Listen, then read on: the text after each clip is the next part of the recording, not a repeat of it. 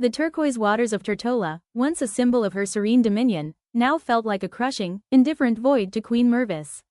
Her husband, King Archie, a robust man of 60, had been found lifeless in his private study, a single, empty crystal glass beside him, his face frozen in an expression not of pain, but of profound surprise.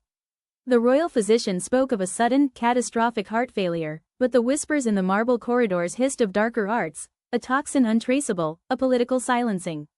With Archie's final breath, the shield that protected her vanished. The court, a nest of opportunists and distant, jealous cousins whose eyes had always lingered too long on the throne, descended. Their condolences were veneers over ultimatums. She was to abdicate all claim, to disappear quietly for the stability of the kingdom. Confused and moaning into the silk of her widow's veils, Mervis was utterly lost, a ghost in her own palace, with no family to champion her cause and no will to fight a system that had already convicted her of irrelevance. Her salvation, as it had been since her girlhood, came in the steadfast form of her assistant, Malta. "There is a place, Majesty," Malta murmured one night, her voice a lifeline in the oppressive dark. "My grandmother's cottage. In Bugiba, on Malta. It is humble, but it has a key, and it is forgotten by the world." With nothing but a small trunk of plain clothes and a leather case containing her jewels, the last vestiges of her former life, Mervis fled under the cover of a moonless night. The journey was a blur of grief-stricken horizons, the rhythmic thrum of jet engines a dirge for the life she left behind. She arrived in Bugiba as the Maltese sun rose, painting the limestone buildings in a gold that felt harsh and unfamiliar. The cottage was a tiny, sun-bleached square with a blue door, smelling of salt, old wood, and dried herbs. Here, Queen Mervis had to cease to exist. In her place was Anna, a reclusive, grieving widow from somewhere vague in Europe, her regal posture now a curious stiffness, her melodic accent a subject of local speculation. Learning to live as a local was a daily, exhausting performance.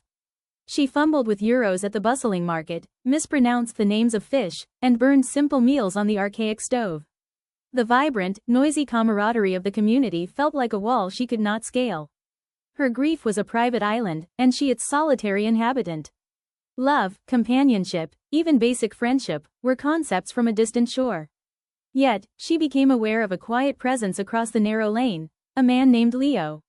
He lived alone, kept to a precise routine, and had a weathered, thoughtful handsomeness about him. His eyes, a cool, observant gray, would meet hers occasionally with a respectful nod, a silent acknowledgement of a shared solitude. She felt his admiration from afar, a gentle, non-threatening attention that was, in its way, a small comfort in her isolation. What Mervis could not know was that Leo's solitude was born not of loss, but of calculated concealment. He was not Leo from Slima, retired accountant, as the village knew him. He was Leone, the ghost, Moretti, once a notorious strategist for the Camorra in Naples, a man who had orchestrated financial schemes that bled entire regions dry. A bloody internal war and a treacherous lieutenant had forced him to vanish, using a long-prepared identity to retreat to this anonymous Maltese fishing village. His calm demeanor was a mastered discipline, his watchfulness a survival instinct. He found himself intrigued by the elegant, sad woman across the street, sensing in her a depth of story that mirrored his own need for secrecy. The collision of their hidden worlds came on a blisteringly hot morning, 9 months into Mervis's exile. Laden with groceries, the cheap canvas bag she'd bought at the market gave way, its handle splitting. Oranges, packets of pasta, and a bottle of olive oil cascaded onto the dusty cobblestones, the glass shattering in a greasy, shimmering pool. A sound of pure, frustrated despair escaped her, a queen brought low by a bag. In an instant, he was there.